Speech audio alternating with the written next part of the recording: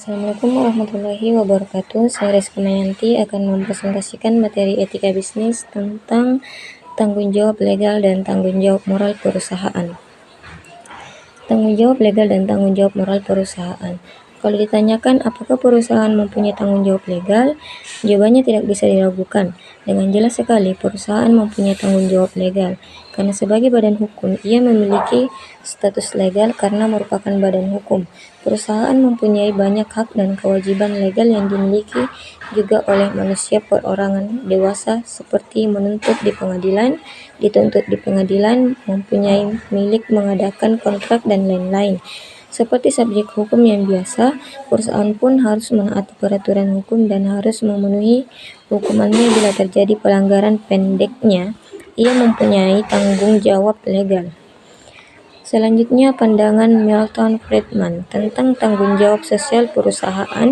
Yang dimaksud di sini dengan tanggung jawab sosial perusahaan adalah tanggung jawab moral perusahaan terhadap masyarakat. Tanggung jawab moral perusahaan tentu bisa diarahkan kepada banyak hal, kepada dirinya sendiri, kepada para karyawan, kepada perusahaan lain, dan seterusnya. Jika berbicara tentang tanggung jawab sosial, yang disoroti adalah tanggung jawab moral terhadap masyarakat, di mana perusahaan menjalankan kegiatannya tentang masyarakat dalam arti sempit seperti lingkungan di sekitar sebuah pabrik atau masyarakat luas. Selanjutnya yaitu tanggung jawab ekonomis dan tanggung jawab sosial. Masalah tanggung jawab sosial perusahaan dapat menjadi lebih jelas jika kita membedakannya dari tanggung jawab lain. Bisnis selalu memiliki dua tanggung jawab ini, yaitu tanggung jawab ekonomis dan tanggung jawab sosial, tetapi langsung perlu dicatat bahwa hal itu hanya berlaku untuk sektor swasta dalam perusahaan. Dalam perusahaan negara atau badan usaha milik negara BUMN, dua macam tanggung jawab ini tidak dapat dipisahkan. Sering terjadi sebuah perusahaan negara merugi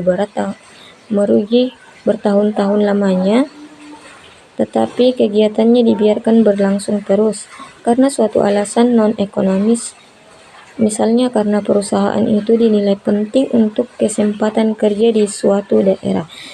Selanjutnya, kinerja sosial perusahaan. Jika kita menyimak sejarah industri, memang ada pengusaha-pengusaha besar yang diperoleh nama harum bukan saja karena keberhasilan di bidang bisnis, tetapi juga sebagai filantrop. Beberapa nama terkenal adalah Andrew Carnegie, Raja Besi dan Baja Amerika dari abad ke-19, Johann Rockefeller, minyak di Amerika Serikat, dan putranya Johann Rockefeller. Pengusaha yang untuk pertama kali memproduksi mobil pada skala besar. Mereka mempraktekkan filantropi terhadap karyawan mereka sendiri dan terhadap masyarakat luas karena dia umpamanya membantu banyak lembaga pendidikan dan mendirikan lebih dari 2.800 perpustakaan umum. Sekian presentasi dari saya. Wassalamualaikum warahmatullahi wabarakatuh.